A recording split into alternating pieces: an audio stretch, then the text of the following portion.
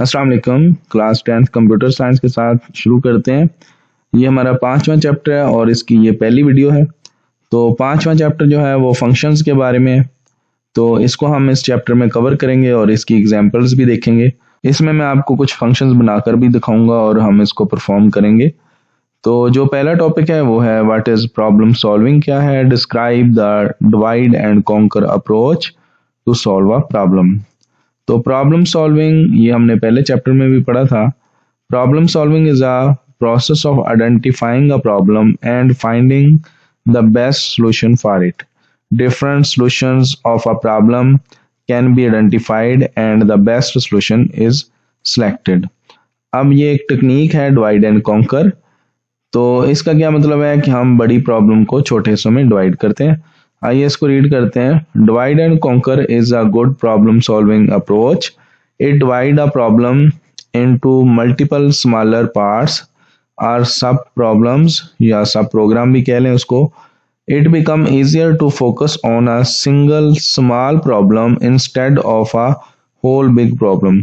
The whole big problem is solved by solving the smaller problems one by one and then combine all of these solutions. C language provide functions that allow the user to solve a problem using divide and conquer approach. अब इसमें ये बताया गया है कि जो बड़ा programme है उसको हम छोटे हिस्सों में डिवाइड कर लेंगे और इंडिविजुअली उसको बनाकर हम सॉल्व करेंगे और फिर उसको कनकैटिनेट कर लेंगे। मिसाल के तौर पे अगर आपको कहा जाता है कि एक सादा कैलकुलेटर बनाएं जिसमें अरिथमेटिक फंक्शन हो और स्क्वायर रूट ले सके, क्यूब ले सके, तो हम क्या करेंगे, इसको छोटे हिस्सों में डिवाइड करेंगे। जैसे ये सादा कैलकुलेटर तो एक देखने में मुश्किल प्रोग्राम थोड़ा सा लग रहा है बिगिनर्स के लिए, लेकिन अगर उनको कहा जाए कि आप जनाब दो नंबर्स को जमा करना है तो वो कहेंगे ये तो आसान प्रोग्राम है, दो वैल्यू इनपुट करेंगे और ऐड कर लेंगे। इसी तरह सब्ट्रैक्ट भी कर लेंगे, मल्टीप्लाई भी कर लेंगे और उनकी डिवीजन भी कर लेंगे। इसी तरह एक नंबर इनपुट करें, उसको उसी से ज़रब दें तो वो स्क्वायर आ जाएगा। SQRT फंक्शन से उसका स्क्वायर रूट आ जाएगा। उसको 3 बार मल्टीप्लाई करें तो वो क्यूब आ जाएगा। तो इन सारे फंक्शंस को आप मेन में कॉल कर लें, तो इस तरह आपका जो सादा कैलकुलेटर बन जाएगा। तो अगर आप इस तरह छोटे छोटे प्रॉब्लम्स पर फोकस करेंगे तो ज़्यादा बेहतर तरीके से वो प्रॉब्लम बड़ा सॉल्व हो जाएगा। अब अगला क्वेश्चन है what is function, explain different type of functions in C. Function क्या है? A function is a block of statements that perform a particular task. A program can have many functions. अभी जैसे हमने जिक्र किया एडिशन के लिए, सब्ट्रैक्शन के लिए, इस तरह ये हम इनको फंक्शंस का नाम देंगे। कुछ प्रोग्रामिंग में हम इसको सब रूटीन कहते हैं, किसी में हम मॉड्यूल कहते हैं, किसी में हम सब प्रोसीजर कहते हैं, तो सी में हम फंक्शंस कहते हैं। Each function in the program must have unique name. Every program has a main function that performs the task programmed by the user. यानी मेन एक फंक्शन होगा जिसमें इन फंक्शंस को कॉल किया जाएगा। Other function can also be written and use multiple time. और जो बाकी फंक्शंस होंगे मेन में उसको मल्टीपल टाइम आप कॉल करेंगे और यूज करेंगे।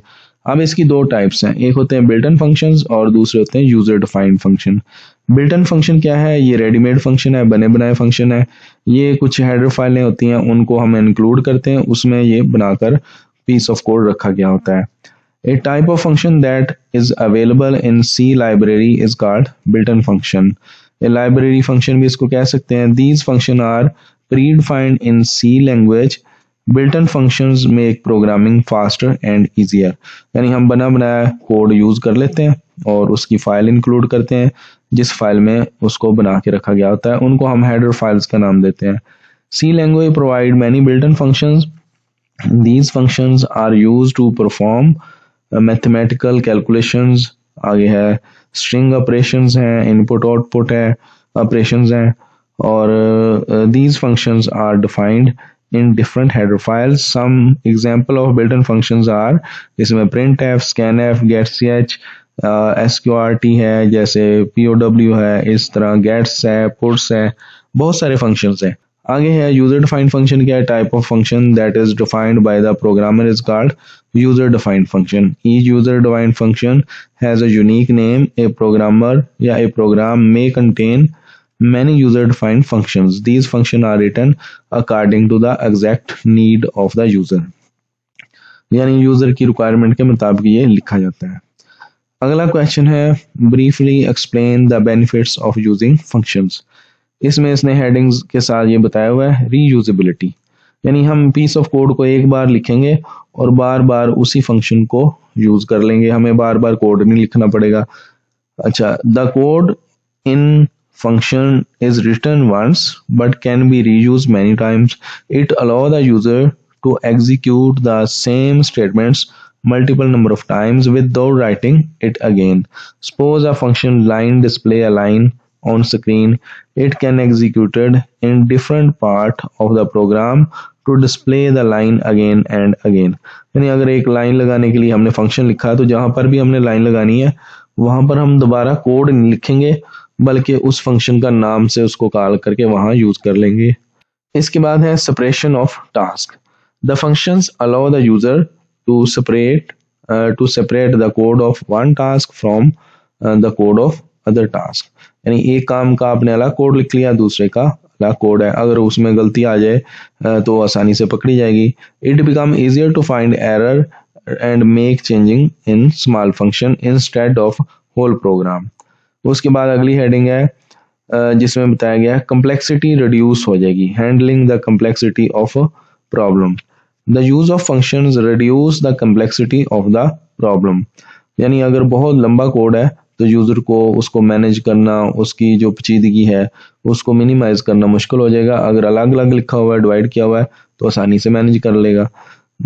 Functions divide the programme into smaller units. It is easier to maintain the function than one big problem. आगे है any change in a function does not affect the other part of program, यानी जो बाकी हिस्से हैं अगर एक function को आप चेंज कर रहे हैं तो उसी में चेंजिंग हो रही है, बाकी किसी को नहीं छेड़ा जा रहा है। अगली चौथी हेडिंग है readability. The use of function improve the readability of the program. Each function contain the code to solve a specific task. It become easier to find the required piece of code from a specific function.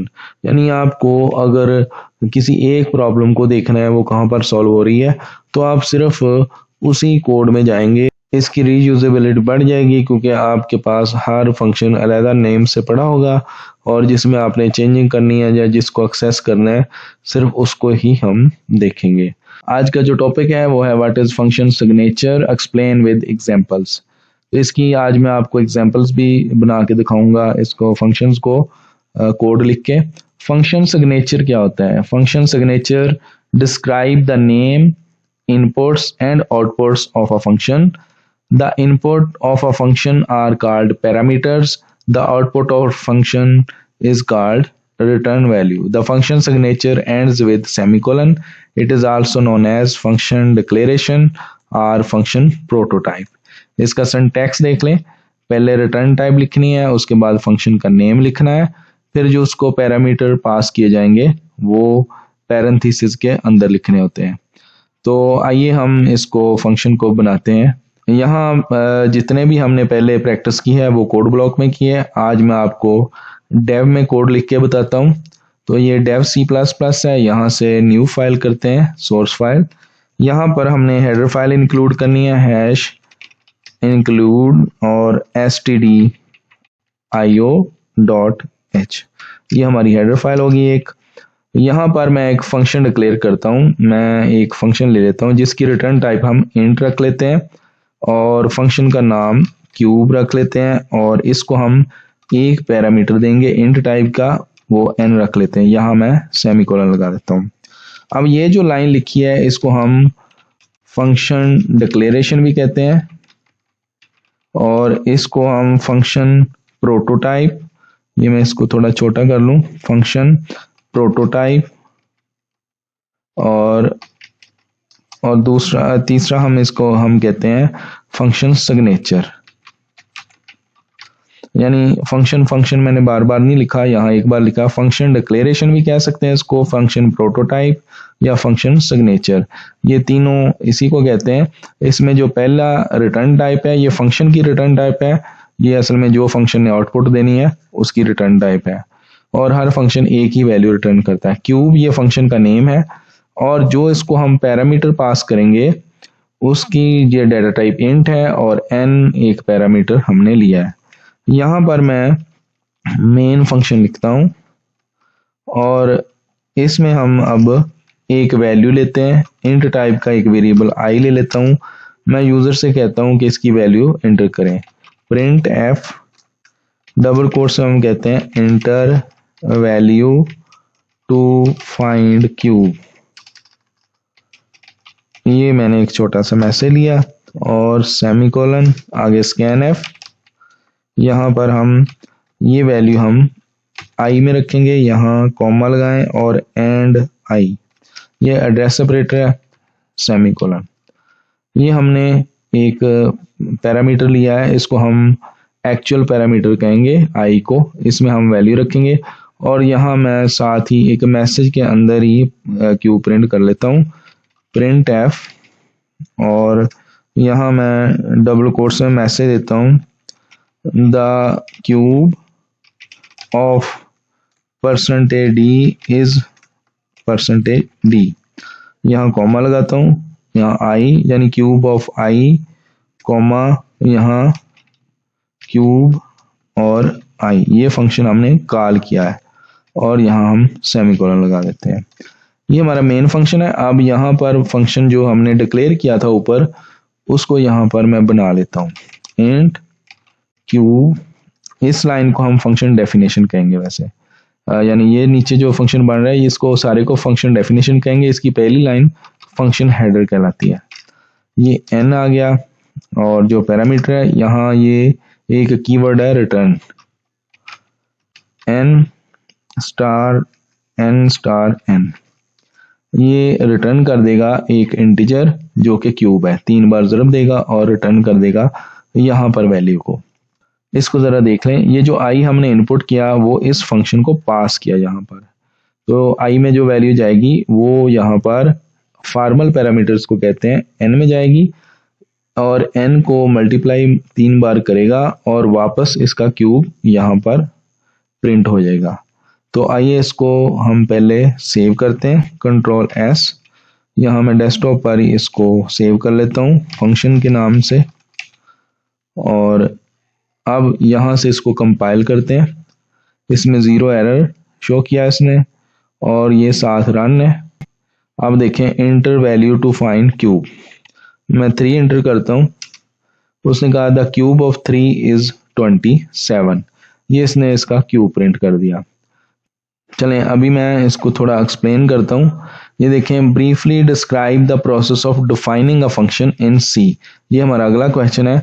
यहाँ पर अगर देखें तो ये जो line है यहाँ से, इसको हम फंक्शन डिफाइन करना कहते हैं। इसमें पहली लाइन ये वाली जो है, ये मैं कमेंट में लिख देता हूँ, इसको कहते हैं फंक्शन हेडर।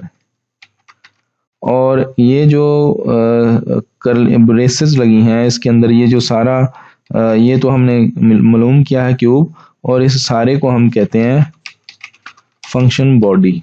ये फंक्शन बॉडी है, तो जो ये इस ब्रेसेस से यहाँ तक है, इन दोनों को हम फंक्शन डेफिनेशन कहते हैं। यहाँ कंपाइलर में इस तरह एरो नहीं लग रहा, तो अदरवाइज मैं आपको ये ब्लॉक बना के दिखा देता।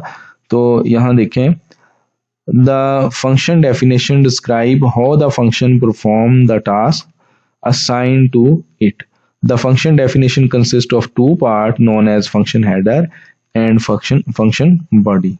तो ये जो पहली लाइन है इसको हम कहते हैं फंक्शन हेडर। इसमें होता है रिटर्न टाइप, फंक्शन नेम, और जो इसको पैरामीटर्स पास किए हैं, और जो ये करली ब्रेसेस के अंदर वाला हिस्सा है इसको हम कहते हैं फंक्शन बॉडी। ये इसने डेफिनेशन दी गई है यहाँ पर हेडिंग बना के। The first line of function definition is known as function header. It indicates the return type, function name and arguments. The function header is same as function signature. अगर हम मैं कोड दिखाऊँ आपको, यहाँ पर ये लाइन देखें और ये लाइन देखें, ये बिल्कुल सेम लाइन है। यहाँ पर इसको ये फंक्शन हेडर है, यहाँ पर इसके बाद सेमीकोलन नहीं है क्योंकि यहाँ पर ये फंक्शन बना हुआ है, और जहाँ फंक्शन डिक्लेयर किया है उसमें सिर्फ डिफरेंस ये है कि उसके एंड पे हमने सेमीकोलन लगाया हुआ है। नेक्स्ट है the only difference is that function header does not end with semicolon. आगे फंक्शन बॉडी है, the set of statement which are executed inside function या inside function to perform the specified task is known as function body. The statements are written in curly braces. The parameters to a function also be used in function body. यानी जो उसको parameter pass किए जाएंगे वो function body में आप इस्तेमाल करेंगे। यहाँ देखें जो हमने पैरामीटर n रखा था उसको हमने बॉडी में यूज किया है। आगे चलते हैं। ये इसने एक एग्जांपल दिया है जो शो फंक्शन है, इसकी रिटर्न टाइप वाइड है, यानी ये फंक्शन कुछ रिटर्न नहीं करता, ये हेलो वर्ड डिस्प्ले कर देता है। यहाँ पर इसने क्लोज करनी थी पैरेंथेसिस, वो भूल गया शायद। तो अभी ये एक फंक्शन है जो ऐड करता है दो नंबर्स को, इंट ए बी। ये इंट ए और इंट बी दो पैरामीटर्स हैं, और सी यहाँ पर एक वेरिएबल लिया और इसने सी में और बी जमा किया और रिटर्न कर दिया सी। नेक्स्ट है function call. What is function call? Explain an example, explain with an example आना था।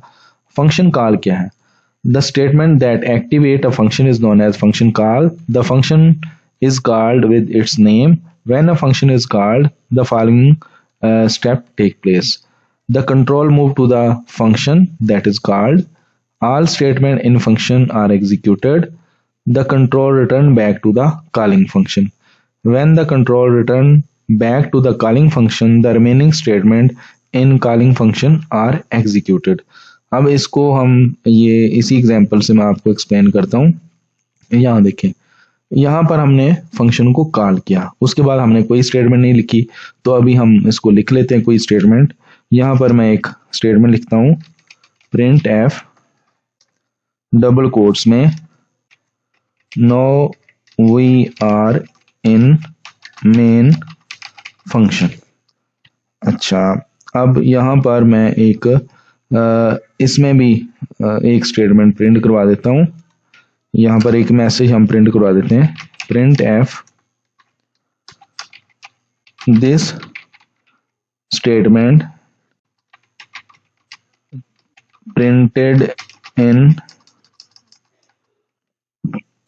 printed in function या क्यू फंक्शन, और यहां पर मैं /n कर देता हूं और सेमीकोलन, ऊपर भी सेमीकोलन अभी रहता है, यहां भी। अब इसके साथ ये दो मैसेज भी आएंगे, इसको मैं थोड़ा व्यू छोटा कर लेता हूं। यानी पहले आएगा enter value to find cube, उसके बाद हम यहाँ पर एक वैल्यू इनपुट करेंगे, वो वैल्यू हम पास कर देंगे इस फंक्शन को, और उसके बाद हमें जब इधर आएगा कंट्रोल तो पहले एक मैसेज प्रिंट होगा, उसके बाद ये वैल्यू रिटर्न होके यहाँ प्रिंट हो जाएगी। तो आइए इसको एग्जीक्यूट करके देखते हैं। यहाँ कंपाइल एंड एग्जीक्यूट है, देखें enter value to find cube, मैंने 2 इंटर किया। अब देखें this statement printed in cube function, ये पहले क्यूब फंक्शन वाली स्टेटमेंट आई। आगे the cube of 2 is 8, now we are in main function. एक छोटी सी गलती है, यहाँ पर 8 और 9 इकट्ठा हो गया। अब मैं यहाँ पर भी /n लगा देता हूँ लाइन चेंज करने के लिए, और अब इसको दोबारा रन करते हैं, कंपाइल एंड रन। यहाँ मैं लिखता हूँ वैल्यू 4। अब इसने क्या कहा, this statement printed in cube function. उसके बाद the cube of 4 is 64, now we are in main function. अब यहाँ जरा देखिए, तो सबसे पहले ये स्टेटमेंट चली इंटर वैल्यू, उसके बाद हमने वैल्यू इंटर की, उसके बाद इसने कहा ये वाली this statement printed in cube function. उसके बाद इसने क्यूब कैलकुलेट किया, वो यहाँ रिटर्न किया, वो प्रिंट हुआ, और उसके बाद फिर आ गया now we are in main function. इस तरतीब से ये एग्जीक्यूट हुआ। इसमें जो हमने टॉपिक देखना है वो है what are different arrangements of function in C program, give examples. The function in C program can be arranged in 2 different ways as follow. function definition before calling function. A function can be defined before calling function. The function signature is not required in this case. यानी हम function को define कर सकते हैं main से पहले, तो यहाँ पर हमें फंक्शन को डिक्लेयर करने की ज़रूरत नहीं है। जैसे इंक्लूड, उसके बाद ये वाइड शो फंक्शन है, ये फंक्शन यहाँ पर हमने डिज़ाइन किया, उसके बाद ये मेन फंक्शन है, इसमें इसको कॉल कर लिया, तो हमें फंक्शन डिक्लेरेशन की ज़रूरत नहीं पड़ी। दूसरा है function definition after calling function. A function can be defined after calling function. The function signature required in this case, यानी नेसेसरी हो जाएंगे ये। तो जैसे कि ये शो फंक्शन अब उसमें बाद में बनाया है, पहले इसको कॉल कर लिया मेन में और यहाँ पर फंक्शन को डिक्लेयर किया है। तो आइए इसको हम पहले परफॉर्म करके देखते हैं। ये हमारा डेव सी प्लस प्लस है, पहले हम कोड ब्लॉक में काम कर रहे थे, इस चैप्टर में मैं डेव से आपको एग्जांपल्स बना के दिखा रहा हूँ। तो इसको ओपन करते हैं, यहाँ से न्यू फाइल हम लेते हैं, सोर्स फाइल, और यहाँ मैं लिखते हूँ हैश इंक्लूड। यहाँ हम हैश इंक्लूड एक हेडर फाइल इंक्लूड करते हैं stdio.h, और उसके बाद हम यहाँ पर मैं एक फंक्शन बनाता हूँ जो स्केयर लेगा, int sqr, ये फंक्शन का नाम है int n। तो इसको हम n पास करेंगे, यहाँ पर मैं इसका स्केयर मालूम करके रिटर्न कर लेता हूँ, रिटर्न n स्टार n, यानी ये फंक्शन n स्टार n यानी n स्केयर रिटर्न करेगा। नीचे मैं मेन लिखता हूँ, मेन, और यहाँ पर हम एक वेरिएबल ले लेते हैं इंट टाइप का i, और इसमें वैल्यू रखते हैं प्रिंट एफ।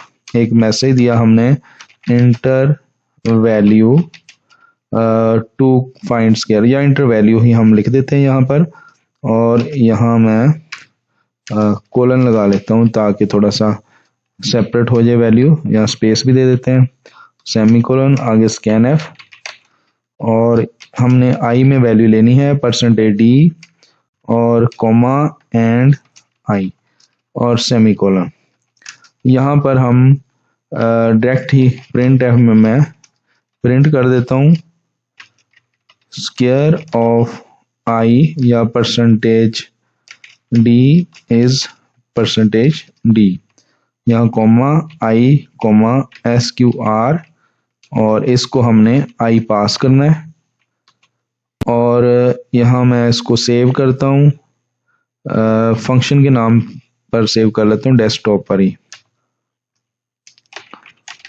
ये हमने फाइल को सेव कर लिया। अब इसको कंपाइल और रन करते हैं। यहाँ से मैं कंपाइल एंड रन इकट्ठे कर लेता हूँ। इंटर वैल्यू यहाँ पर मैंने 4 दिया, उसने कहा स्केयर ऑफ 4 इज 16।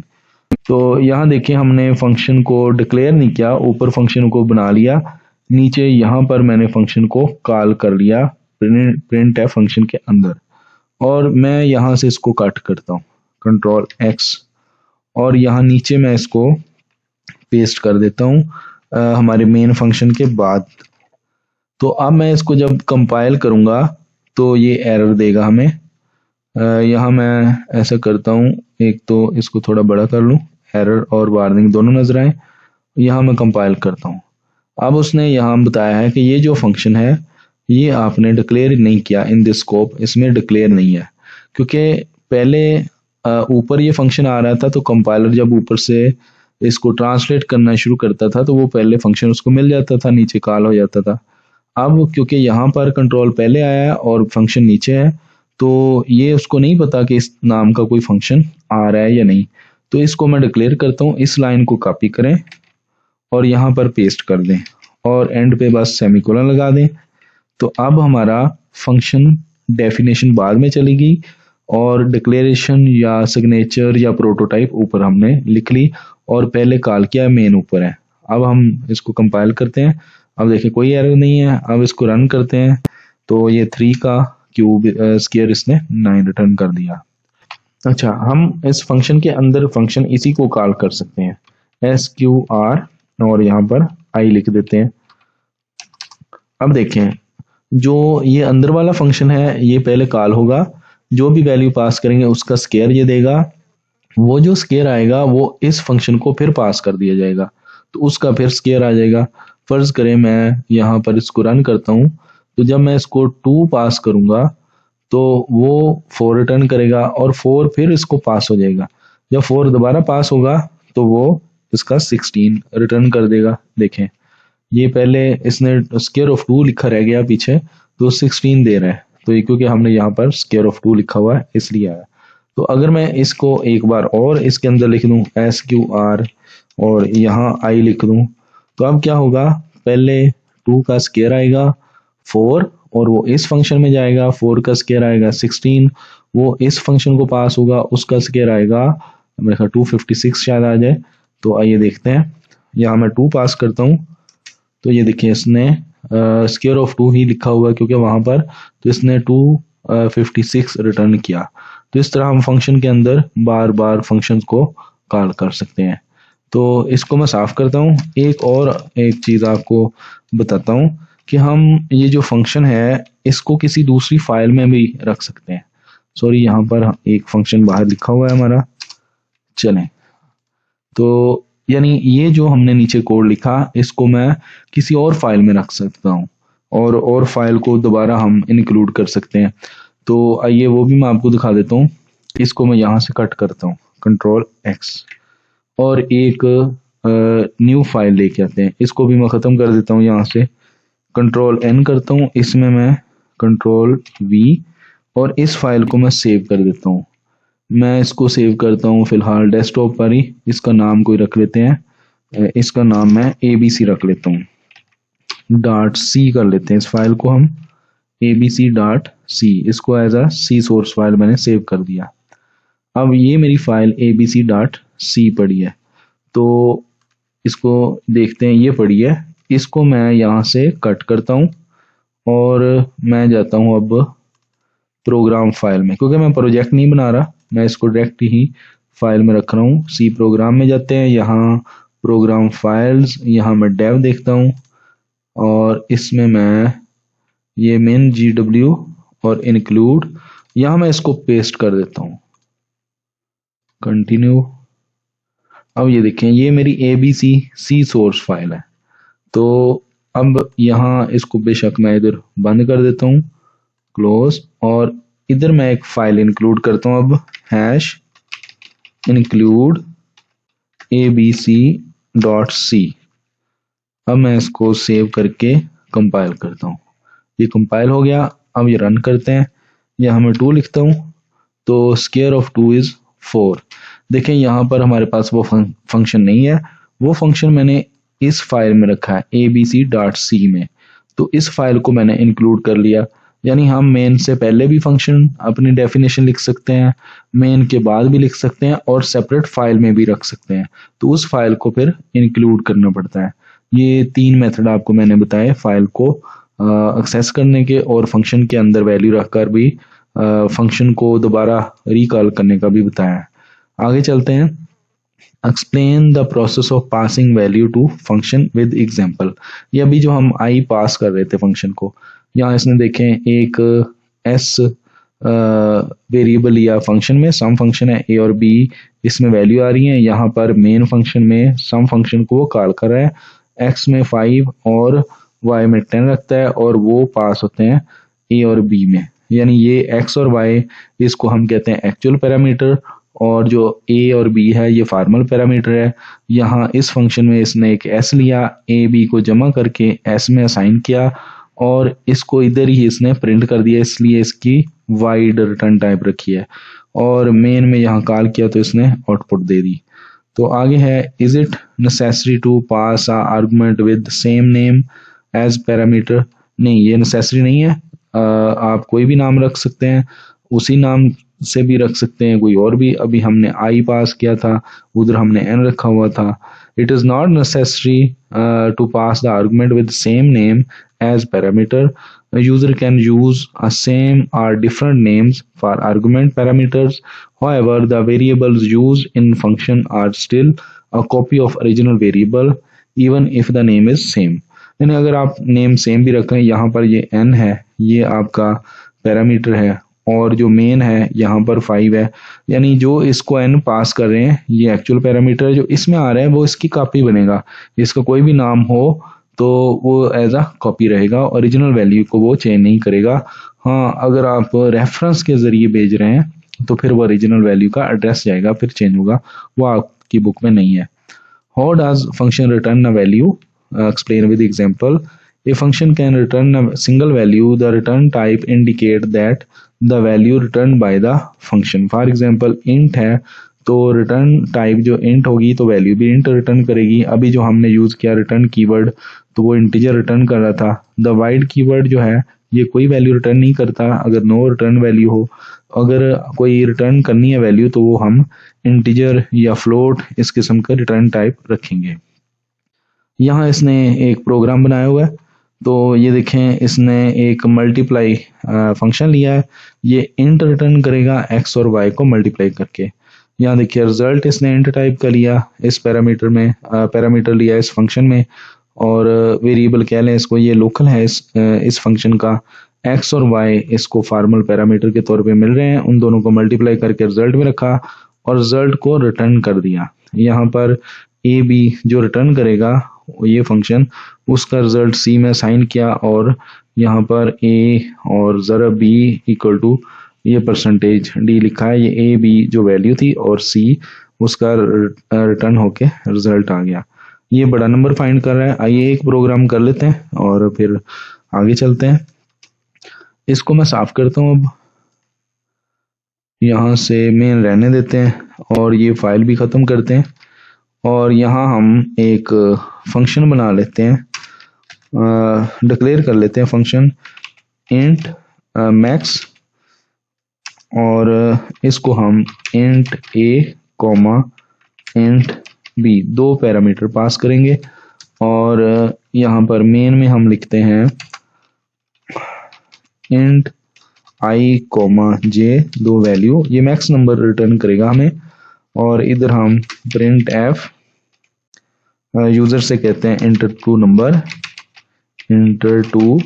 नंबर्स, और आगे सेमीकोलन, स्कैन एफ और परसेंटेज डी इकट्ठे ही इंटर कर लेते हैं। यहाँ पर एंड आई कॉमा एंड जे, ये हमारे दो वेरिएबल आ गए, इसमें वैल्यू पास होगी। यहाँ पर एक वेरिएबल मैं और ले लेता हूँ, उसका नाम हम मैक्स या एम रख लेता हूँ मैं। और यहाँ पर मैं लिखता हूँ एम इक्वल टू, फंक्शन का नाम है हमारा मैक्स और आई कॉमा जे, और इसको मैं यहाँ पर पास कर देता हूँ वैल्यू। और इधर मैं लिखता हूँ हमारा फंक्शन इंट, पहले मैं इसको वाइड रख लेता हूँ। देखें इसकी वैल्यू मैं रिटर्न टाइप वाइड कर लेता हूँ। यहाँ पर मैं इस फंक्शन को वाइड रिटर्न टाइप से लिख रहा हूँ मैक्स, और यहाँ इंट ए कॉमा इंट बी, ये दो इसको पैरामीटर दिए हुए हैं, ये वैल्यूज आएंगी। इधर मैं लिखता हूँ इफ अगर ए ग्रेटर देन है बी तो यहाँ मैसेज प्रिंट कर देते हैं print F max number is आगे परसेंटेज डी कॉमा ए, और एल्स प्रिंट एफ, यहाँ डबल कोट्स में मैसेज लिखते हैं max number is percentage D और कॉमा बी सेमीकोलन। अब देखें यहाँ पर मैक्स फंक्शन हमने कॉल किया, इसको मैं असाइन अब नहीं करता, ये वेरिएबल भी ख़त्म करता हूँ। तो यहाँ पर जब मैं फंक्शन को कॉल करूँगा तो ये कंट्रोल इसमें आ जाएगा, आई ए में चला जाएगा, जे बी में चला जाएगा, और ये फंक्शन मैक्सिमम नंबर प्रिंट कर देगा। इसमें मैंने उसको वाइड रिटर्न के साथ, रिटर्न टाइप के साथ बनाया है, यानी ये कोई रिटर्न वैल्यू नहीं करेगा, ये फंक्शन के अंदर ही रिजल्ट प्रिंट कर देगा, ये मेन को कोई रिटर्न नहीं करेगा वैल्यू। यहाँ ये कॉल किया है, इसको कंपाइल एंड रन करते हैं। यहाँ मैं वैल्यू एंटर करता हूँ 10 और स्पेस 50, तो इसने कहा मैक्स नंबर इज 50, तो अब मैं इसको रिटर्न टाइप के साथ लेता हूँ। यहाँ पर मैं इसकी रिटर्न टाइप इंट कर देता हूँ, और यहाँ भी इंट कर देता हूँ। अब मैं यहाँ रिटर्न ए कर देता हूँ, रिटर्न ए, और इधर मैं रिटर्न बी कर देता हूँ, रिटर्न बी। अब मैंने इनकी वैल्यू को रिटर्न किया है इस फंक्शन में। यहाँ मैं एक और वेरिएबल जैसे अभी लिया था, इसको प्रिंट एफ में तो मैंने 2-3 मरतबा यूज करके बता दिया। अब मैं इसको यहाँ पर असाइन करता हूँ वैल्यू, इसको m इक्वल टू, ये फंक्शन जो भी रिटर्न करेगा वो m में आएगा, प्रिंट एफ डबल कोट्स में लिखते हैं मैक्सिमम नंबर इज, आगे परसेंटेज d, यहाँ कोमा m और सेमीकोलन। अब इसको मैं रन करता हूँ, कंपाइल एंड रन। यहाँ मैं फिर कोई वैल्यू देता हूँ 10, 40। अब मैक्सिमम नंबर इज 40। अब हम रिटर्न करवा रहे हैं वैल्यू इधर। अच्छा, इसको आप यूज़ कर सकते हैं कैलकुलेशन में भी। जैसे मैं *2 कर देता हूँ, तो यहाँ मैं लिख दूंगा maximum number double of maximum number, double of maximum number is. ये डबल क्योंकि मैंने 2 से ज़रब दिया है, सिर्फ ये बताने के लिए कि ये एक्सप्रेशन में भी आप इस वैल्यू को यूज कर सकते हैं जो फंक्शन रिटर्न करेगा। यहाँ मैं लिखता हूँ 10 स्पेस 20। उसने कहा double of maximum number is 40, यानी जो 20 था उसका उसने 40 बना दिया। तो इसको आप डायरेक्ट इधर भी लिख सकते थे मैक्स आई जे, और हम असाइन करके भी ले आए और इसको ज़रब करके भी देख लिया। इस तरह मुख्तलिफ तरीके से आप फंक्शन की वैल्यू को यूज़ कर सकते हैं। तो उम्मीद करता हूँ ये चैप्टर आपको समझ आ गया होगा।